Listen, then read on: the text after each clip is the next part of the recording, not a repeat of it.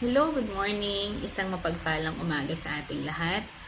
So, kung hindi man ako makakapunta sa inyong mga tahanan, ginawa ko ang video ito para mapalakas din ang inyong mga loob.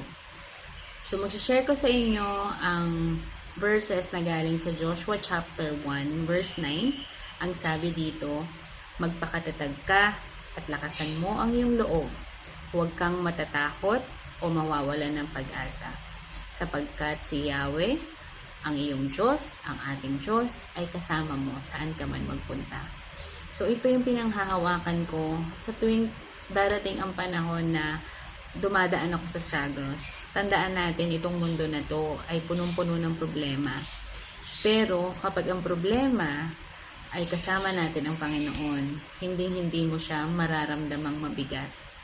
Kaya palagi, panalangin, magbasa tayo ng mga verses, lalo na itong mga verses na magpapalakas ng loob natin in times of trouble.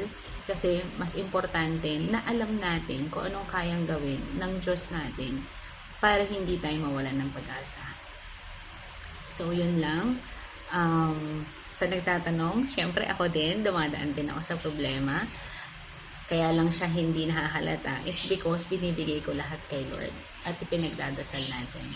Always remember, sabi nga 'di ba, there's always a rainbow after the rain. So kailangan have faith, always pray, at panghawakan mo ang verse na ito from Joshua 1 verse 9. Salamat.